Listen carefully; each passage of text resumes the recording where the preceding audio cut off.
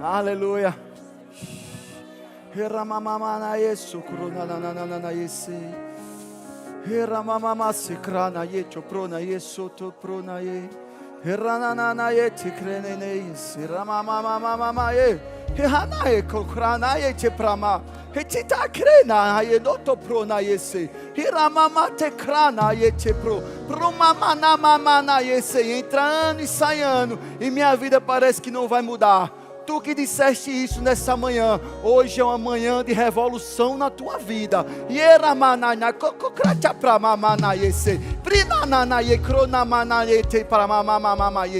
Você se encheu da palavra, mas parece que nada aconteceu. Mas hoje, como um fogo pegando em um pavio, uma explosão vai acontecer e tua vida vai mudar para sempre.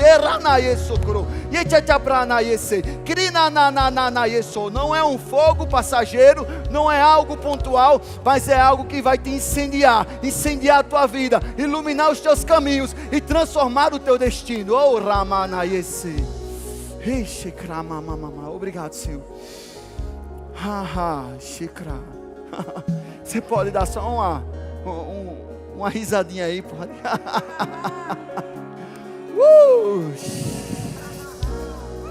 Aleluia. Aleluia.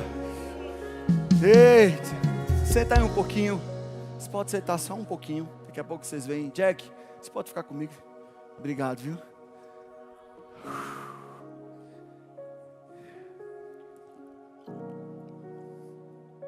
Aleluia. Sabe, queridos, como já foi falado aí no vídeo, nós estamos dentro do tema da vez, da voz à Escritura, a palavra viva. E quem esteve aqui domingo passado, eu não estive presencialmente, mas eu acompanhei. Nós recebemos uma palavra poderosa da nossa querida Willa, esposa do Tiago Freitas.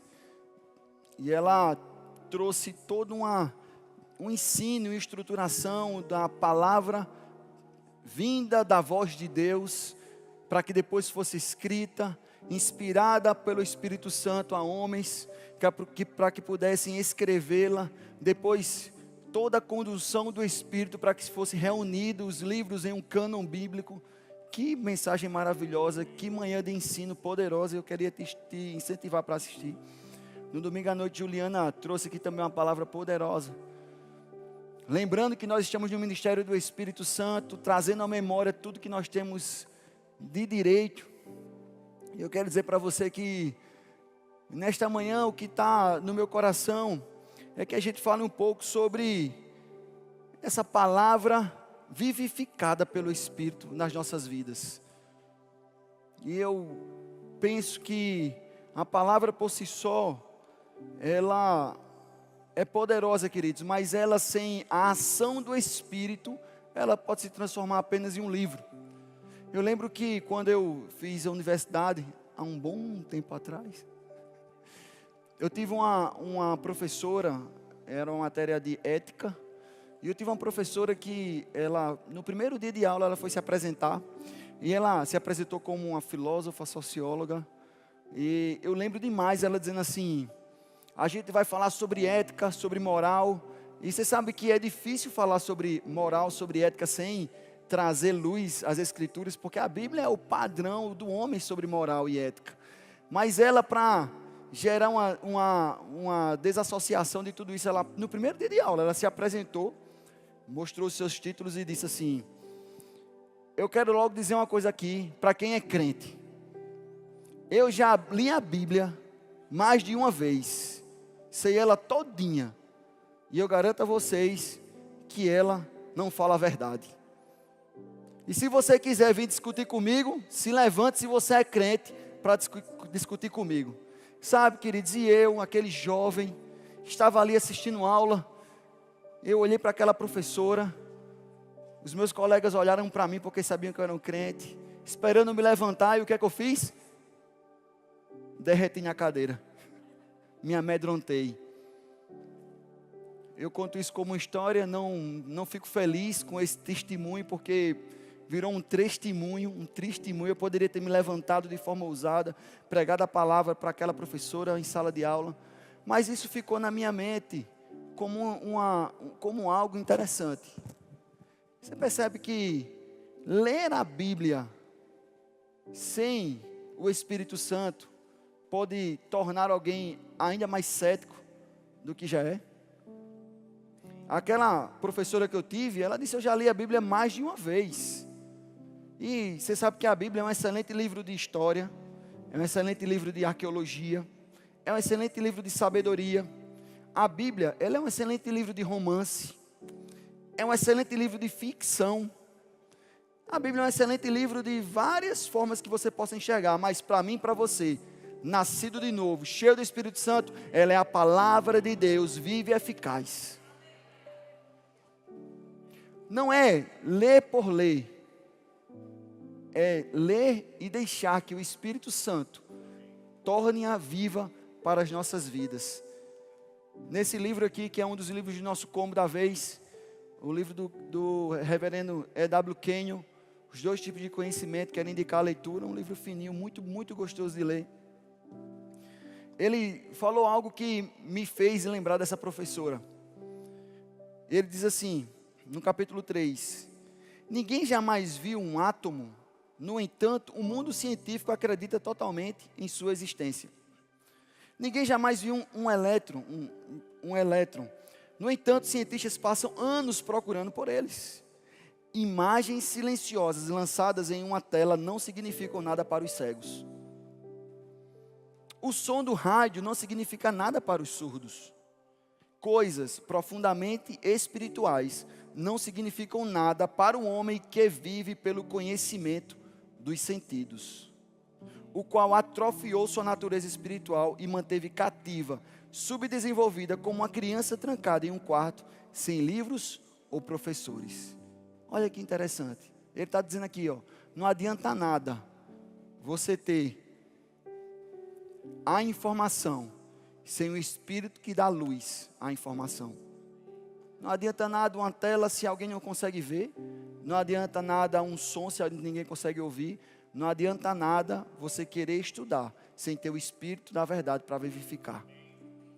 E eu queria falar um pouco sobre isso, queridos, porque eu tenho o entendimento de que Deus tem tanta coisa para a gente. Abra sua Bíblia em Efésios capítulo 2, 1 Coríntios capítulo 2.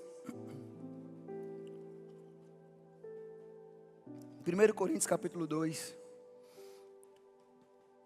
A gente vai ler do versículo 6 ao 12, eu vou fazer uma leitura aqui bem rápida, tá? Então você pode ir acompanhando. Queria dizer para você que está em casa também nos acompanhando, a mesma unção que está pairando aqui, nesse ambiente, eu oro e declaro para que chegue na sua casa e alcance seu coração. E que a palavra do Senhor seja viva e transforme a sua vida nesta manhã. Versículo 6 de 1 Coríntios capítulo 2 diz assim, eu vou ler na NVT. No entanto, quando estamos entre pessoas maduras, falamos com palavras de sabedoria, mas não com o tipo de sabedoria desta era ou dos seus governantes, que logo caem no esquecimento. Pelo contrário, a sabedoria a que nos referimos é o mistério de Deus, seu plano antes secreto e oculto, embora Ele o tenha elaborado para a nossa glória antes do começo do mundo. Os governantes desta era, por sua vez, não a entenderam, pois se a houvessem entendido, não teriam crucificado o Senhor da glória. É a isso que as Escrituras se referem quando dizem, olho nenhum viu, ouvido nenhum ouviu, e mente nenhum imaginou o que Deus preparou para aqueles que o amam. Versículo 10. Mas foi a nós que Deus revelou estas coisas por seu Espírito. Olha que coisa poderosa. Paulo está dizendo, citando as Escrituras, nem olho viu, nem ouvido ouviu, nem mente humana conseguiu contemplar. Aí ele diz, mas para nós, para mim e para você. Aleluia. Deus revelou estas coisas por seu Espírito. Pois o Espírito sonda todas as coisas, até os segredos mais profundos de Deus. Pois quem conhece os pensamentos de uma pessoa, senão o próprio Espírito dela? Da mesma forma, ninguém conhece os pensamentos de Deus, senão o Espírito de Deus. Versículo 12.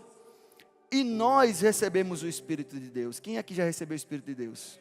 Aleluia. está falando de mim, está falando de você, queridos. Nós já recebemos o Espírito de Deus, e não o Espírito deste mundo. Para quê? Olha essa observação aqui que Paulo diz. Nós recebemos o Espírito de Deus para um objetivo, para quê? Conheçamos as coisas maravilhosas que Deus nos tem dado gratuitamente. O Espírito de Deus que está em mim, que está em você, tem o objetivo de revelar, de trazer à tona, de nos mostrar as coisas maravilhosas. Eu gosto dos detalhes do texto. Coisas simples, coisas quaisquer, coisas comuns, não, coisas maravilhosas, ao qual está disponível para mim e para você gratuitamente. Essa ideia do gratuitamente, do de graça, né? É interessante, porque tem gente que tem uma expressão aí fora que diz que aquilo que não nos custa, nós não temos valor, não damos valor, né? Aquilo que não nos custa nada, a gente não dá valor. E sabe que por vezes eu percebo que nós como igreja, e eu não estou falando de você, eu estou falando de nós, porque eu me incluo nisso, nós temos acesso à palavra do Senhor, nós temos acesso a um grande banquete da parte de Deus, nós temos acesso a promessas vindas do Senhor, e por vezes a gente acaba não dando valor a tudo isso. Mas deixa eu te dizer, hoje é a manhã de despertamento mesmo. Eu quero te chacoalhar, eu quero te despertar para que você entenda. Há coisas maravilhosas preparadas para mim, para você, gratuitas, esperando que eu e você acesse. E eu meditando sobre isso, como eu posso fazer, mas o que eu preciso fazer para acessar todas essas coisas, o que nós estamos precisando fazer. E me saltou duas coisas. Veio duas coisas no meu coração. Dentre tantas outras que eu poderia trazer, mais duas coisas que eu queria tocar nesta manhã com vocês. A primeira é que nós precisamos conhecer a palavra. E essa palavra eu queria fazer uma conexão com o Logos. Conhecer a palavra Logos. Conhecer o Logos. Mas não só isso, Deus também falou comigo uma segunda coisa, que é aplicar a palavra. E aí eu não queria mais focar na palavra Logos, mas na palavra Rema. Nós temos que conhecer o Logos e aplicar o Rema. Conhecer a palavra, mas aplicar a palavra. Conhecer a palavra escrita, mas aplicar ela vivificada, como um Rema revelado em nossas vidas. Eu queria discorrer um pouco sobre esses dois pontos. Primeiro, sobre Logos. Você sabe que no texto, no original, quando tem lá no Novo Testamento palavra, verbo, essa palavra no original, nesse termo no original, pode ser ou Logos ou pode ser Rema, vai depender da aplicação. Mas, por exemplo, lá em João capítulo 1, quando diz no princípio criou Deus, no princípio era o verbo ou era a palavra, e o verbo estava com Deus e o verbo era Deus, ele está usando ali a palavra Logos.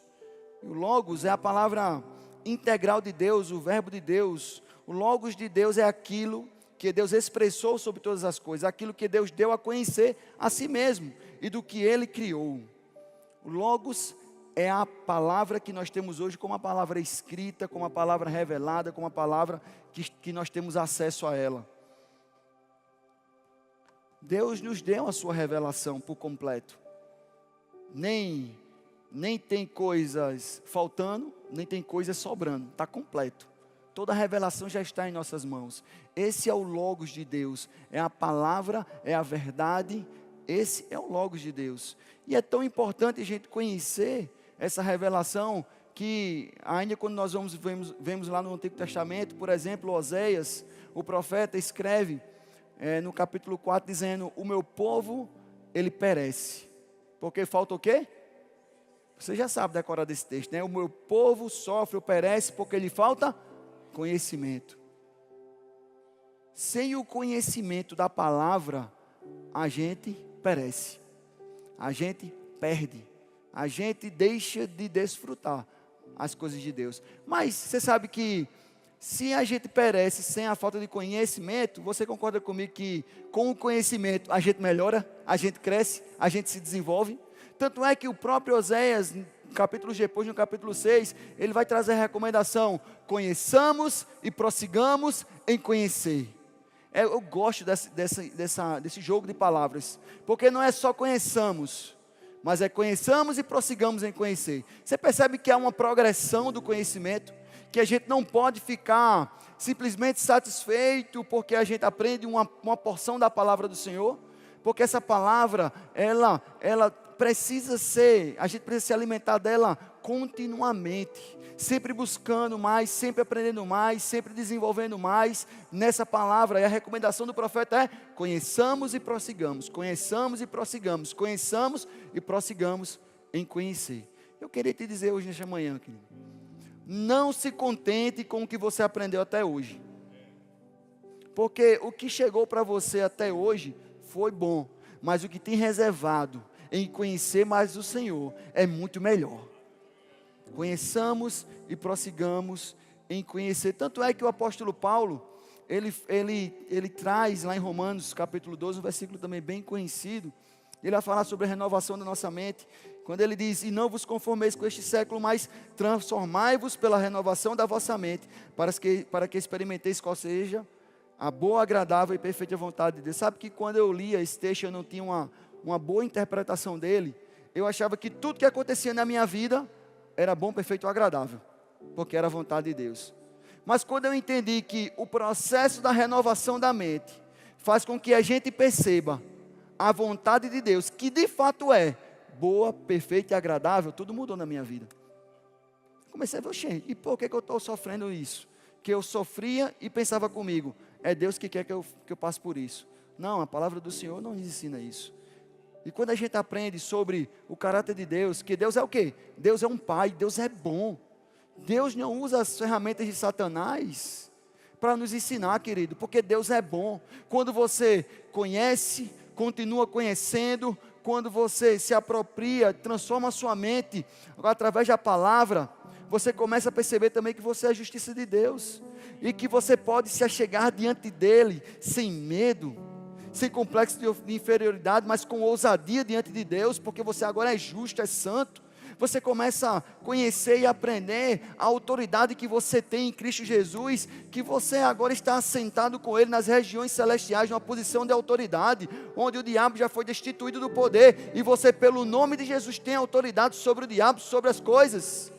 Você começa a entender as realidades de quem você é em Cristo, uma nova criatura. As coisas velhas já ficaram para trás, tudo já se foram feitas novas, e você agora tem uma posição de filho, uma posição de amado. Essa é a realidade, sua nova realidade. Você começa a entender e compreender que Cristo é aquele que cura todas as doenças, que não há mal, não há doença, não há maldição que possa ficar acima do nome de Jesus, porque em Cristo todas as coisas foram feitas e nós somos curados, somos sarados. A gente começa a entender que nós somos prósperos, que Deus não nos fez para a miséria, Deus não nos fez para passar necessidades, mas Ele nos fez para que a gente possa superabundar mesmo, não só para as nossas necessidades, mas para que a gente alcance as necessidades dos outros. A gente começa a entender o que é fé, aprendendo e entendendo. A fé não é só um desejo, fé não é um sentimento mental, não. Fé é crer na palavra, declarar que já aconteceu, e já aconteceu, chegou, resolveu. Deixa eu te dizer, querido, prossiga em conhecer e faça um rema. Matrículas estão abertas, inclusive. Um parêntese aqui rápido. Eu estou no Verbo da Vida há, eu vou dizer pouco tempo, né, que fazem alguns anos, já faz alguns anos, mas não é tanto tempo pela minha idade. Mas eu vivi minha vida inteira dentro da igreja, e as denominações que eu passei foram uma bênção na minha vida, construíram muitas coisas que eu precisava. Mas eu já tinha até feito curso de teologia, queridos. Quando eu entrei no Rema, eu não tinha visto já isso, mas não era assim. Por quê? Quando a gente conhece, mas a gente não se contenta, a gente prossegue em conhecer, e a revelação vem, uau, as coisas começam a mudar. Eu quero te dizer uma coisa, Kenneth Copeland, ele diz o seguinte, que a timidez espiritual é causada pela falta de entendimento de quem você é em Cristo. Se você não souber quem você é em Cristo, você fica tímido, você não fica ousado. Mas Deus não quer isso, até porque a palavra do Senhor nos garante, em Hebreus 4,12, que diz: porque a palavra de Deus é viva e é eficaz. Ela é viva e ela é eficaz, é mais cortante do que qualquer espada de 2 gumes, e penetra até o ponto de dividir alma e espírito, juntas e medulas, e é apta para discernir os pensamentos e os propósitos do coração. Deixa eu dizer uma coisa. Talvez a espada do Espírito, a palavra do Espírito não esteja dividindo a tua vida.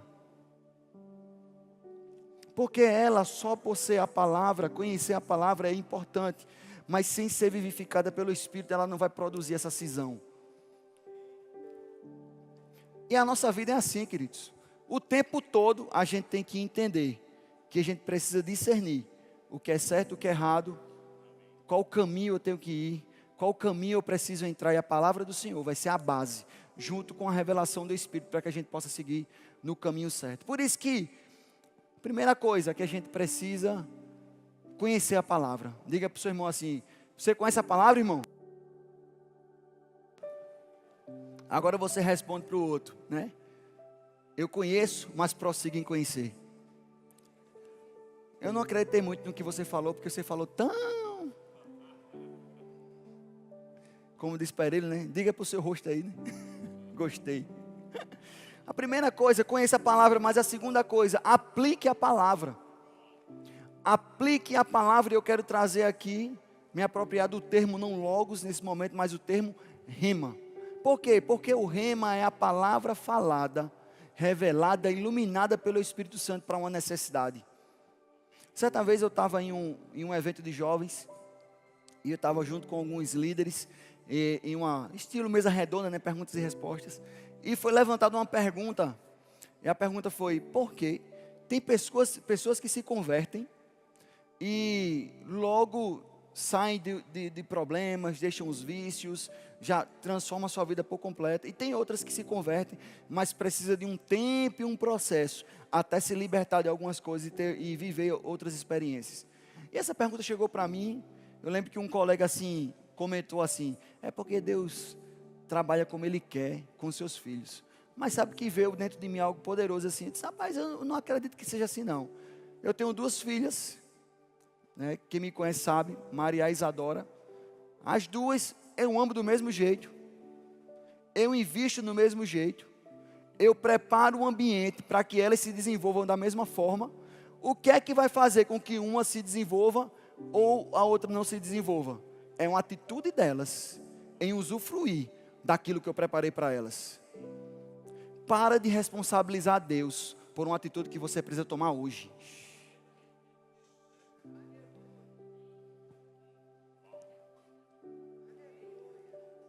Por anos, você tem dito assim: mas Deus não está fazendo.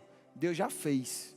Você precisa tomar uma decisão e mudar a atitude. A palavra rema é essa palavra avivada que vem como uma espada mesmo. Sabe, eu gosto do exemplo de Jesus Cristo. Você sabia que Jesus, Ele era Deus? Diga aí que poderosa revelação. Mas mesmo sendo Deus, o Deus que desceu dos céus e habitou em um corpo humano, natural como meio seu, Ele continuou sendo Deus. Mas mesmo assim, você vai ver lá no capítulo 3 de Lucas, Ele foi batizado no Espírito Santo. Aí no capítulo 4, versículo 1, vai mostrar que Jesus, Ele cheio do Espírito Santo, foi para o deserto e foi guiado do Espírito Santo no deserto. Capítulo 3, batizado. Capítulo 4, cheio, guiado no Espírito. E aí é interessante que depois de 40 dias, você sabe toda essa história, depois de 40 dias o diabo apareceu para tentar ele. E qual foi a resposta de Jesus diante de uma tentação?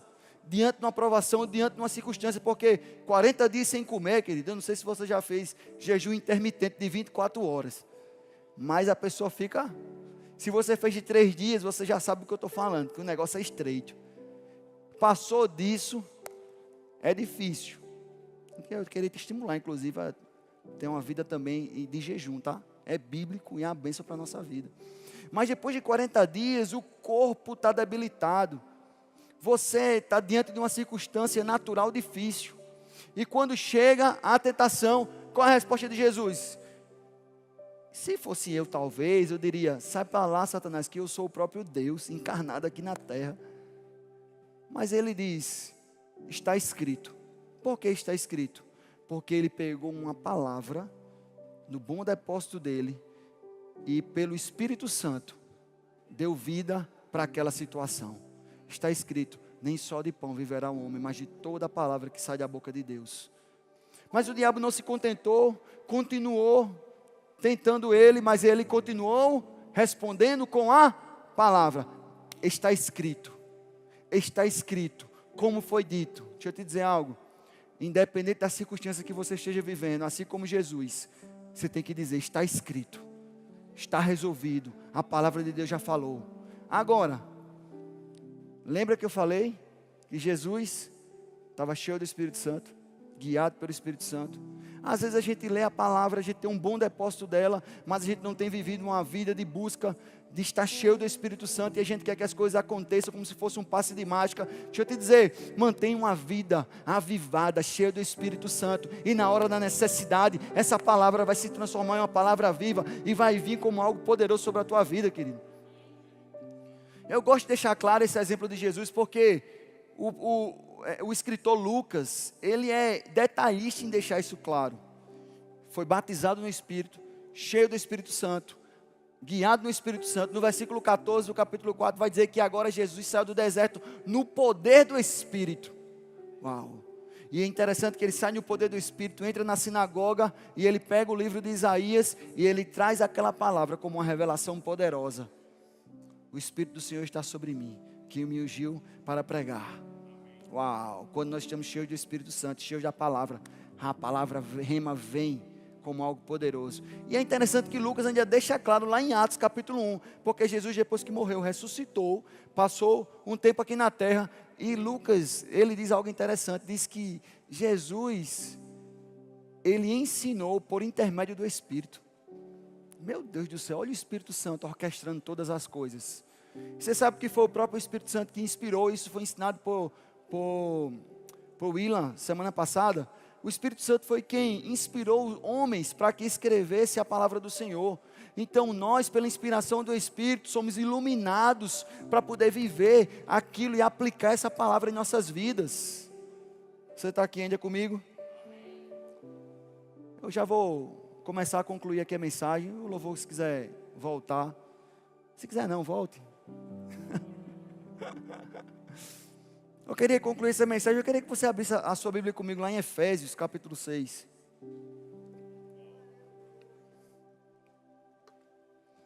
Você está aqui? Aleluia. Eita, meu Deus. Sabe, nós damos essa ênfase mesmo, porque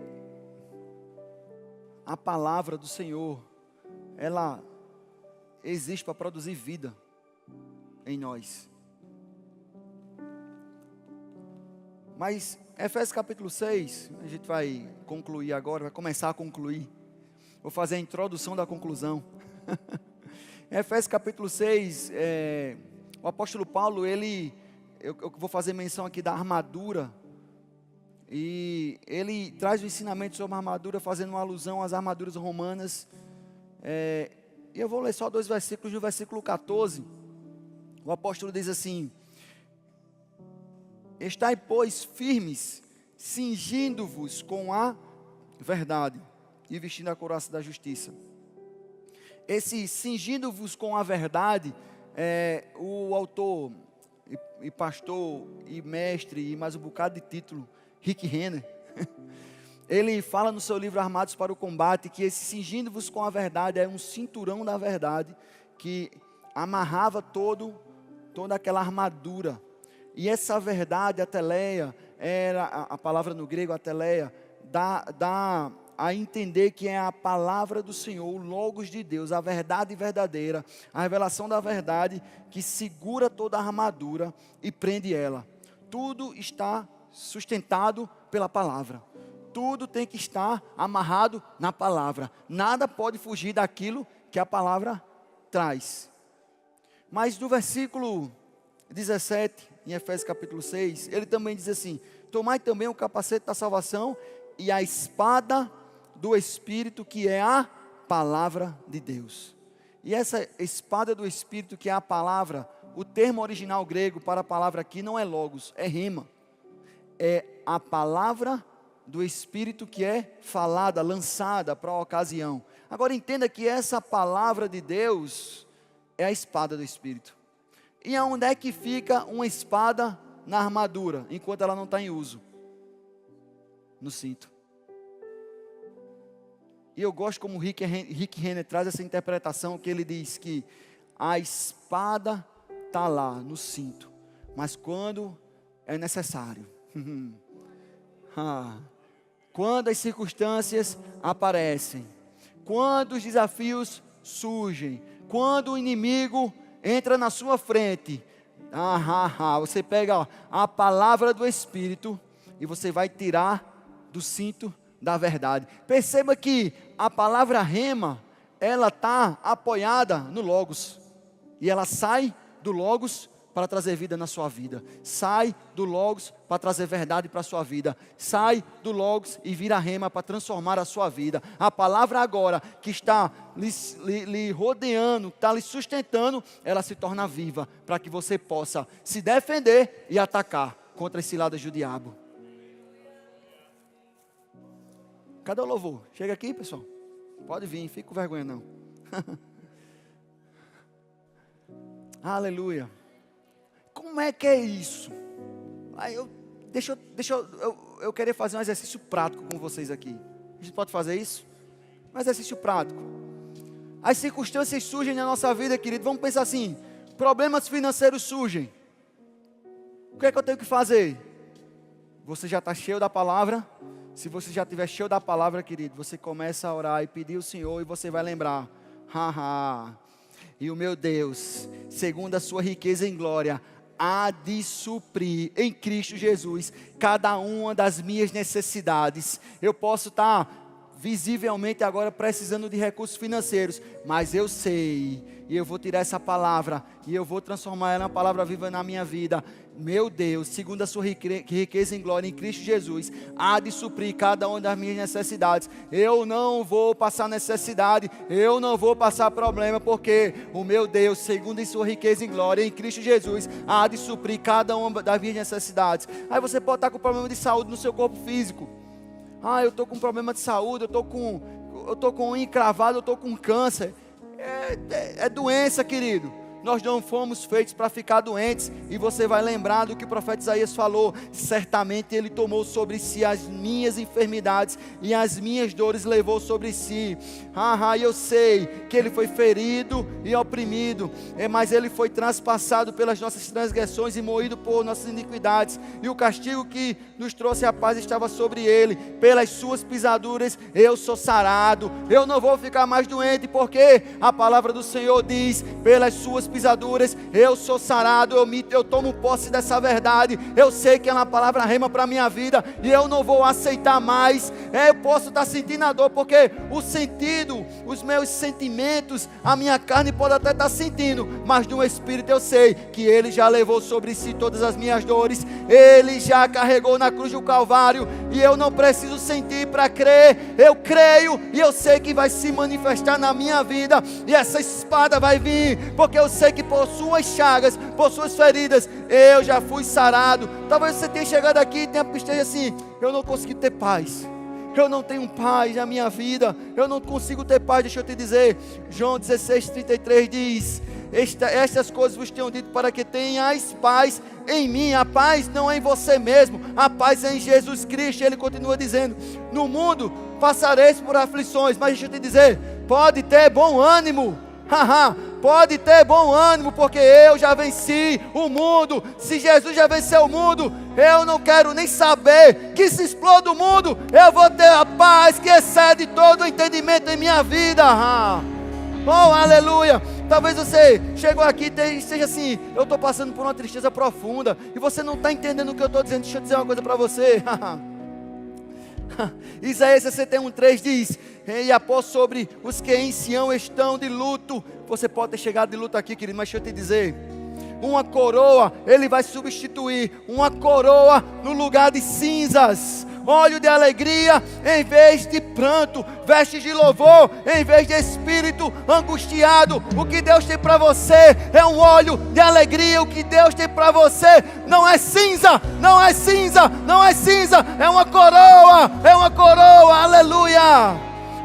Transforma essa palavra em algo vivo na tua vida. Fica de pé aí, aleluia. A gente está quase encerrando, mas deixa eu te dar só mais 2 exemplos. Você pode estar com falta de alegria. Faça assim, só para eu ver assim, Mas deixa eu te dizer uma coisa.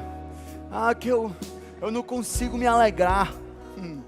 Aí o salmista vai dizer: Tu me farás ver os caminhos da vida, na tua presença a plenitude de alegria. Na tua presença a plenitude de alegria. Diga assim: na tua presença a plenitude de alegria. Nós estamos percebendo a manifestação da presença nesse ambiente coletivo. Deixa eu te dizer, na tua presença, Senhor, há uma alegria abundante, transbordante. É isso que Deus tem para você. Você pode sim. Eu não estou com vontade, mas eu posso fazer assim, ó. Eu posso me alegrar, porque na presença do Senhor a plenitude não é uma pouca alegria, não é uma alegria mais ou menos, é uma plenitude de alegria. Está disponível para mim e para você nesta manhã, plenitude de alegria. Por último, quando eu estava no momento de oração, me saltou algo no coração também. Eu não sei se é aqui ou na internet que está nos acompanhando em casa, mas me veio uma sensação de pessoas que têm medo de morrer. Estão com medo de morrer. Isso foi muito claro para mim. Deixa eu te dizer uma coisa. Hoje de manhã, você pode pegar a palavra rema, que está lá em Salmo 118, 17. Vai se transformar uma palavra revelada na sua vida agora. Você vai dizer assim, ó: eu não morrerei, antes viverei e contarei as obras do Senhor. Eu não morrerei, antes eu viverei e contarei as obras do Senhor. Eu não morrerei, antes eu viverei e contarei as obras do Senhor. Eu não morrerei, antes eu viverei e contarei as obras do Senhor. Não vai ser antes, não vai ser depois. Você não vai morrer porque o diabo está gritando no seu ouvido. Você não vai morrer porque a doença está pegando no seu corpo. Não, você tem que declarar: eu não morrerei, eu viverei e para contar as grandes obras do Senhor. Eu não morrerei, eu viverei. Eu não morrerei, eu viverei. Você não vai morrer precocemente. Você que está aí me acompanhando de casa, você não vai morrer precocemente, não. Você vai viver, você vai viver, você vai viver, você vai viver, você vai viver. Aleluia, aleluia. Oh Pai, obrigado Senhor. Obrigado Deus. Pode ir. Aleluia. Seus lábios de gritos de júbilo. Aleluia. O Senhor restaurou minha sorte. Aleluia. Obrigado, Pai. E é por Obrigado. isso que eu me regozijo. Pela fé entrego a Deus o meu Isaque.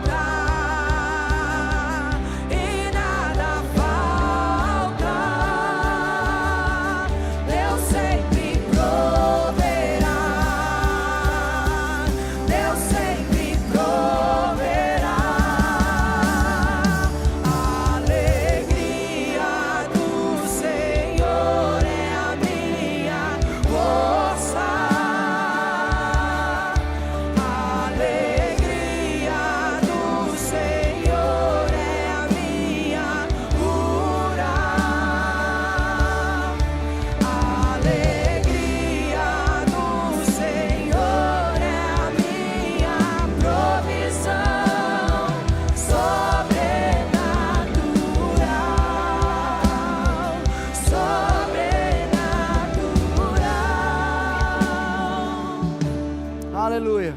Tem alguém aqui no nosso meio que ainda não fez Jesus o seu Senhor e Salvador? Tem alguém aqui no nosso meio que deseja hoje tomar essa decisão? Ou que estava afastado da casa do Pai e quer hoje firmar o compromisso mais uma vez diante da igreja, para estar caminhando junto com o Pai? Vou ser rápido aqui. Não? Ok, tem alguém no nosso meio que ainda não foi batizado no Espírito Santo com a evidência de falar em outras línguas? Sabe, queridos, você precisa do poder do Espírito operando em sua vida, e Ele vai se manifestar de forma poderosa através da oração em línguas. Eu falei aqui sobre a vivificação da palavra, e uma das formas como a palavra é vivificada é através da oração em outras línguas. Tem alguém aqui no nosso meio que deseja ser batizado no Espírito e começar a falar e orar em outras línguas? Todo mundo cheio do Espírito Santo? Posso mandar todo mundo orar em línguas e passando aí de lado do seu lado? Tem alguém aqui no nosso meio que quer receber uma oração hoje para ser curado de algum tipo de doença? Eu sei que eu já lhe ensinei aqui, você pode ser curado onde você está, na sua casa também, mas se tiver alguém aqui que entende que precisa receber imposição de mãos, alguém aqui? Não, todos curados, sarados? Amém? Curado, sarado? E se a dor estiver batendo? Mas eu sou curado, sou sarado em Cristo Jesus, amém? Aleluia. Deus abençoe, queridos, e permaneçam firmes, conhecendo a palavra Logos e aplicando a palavra Rema na vida de vocês. Deus abençoe.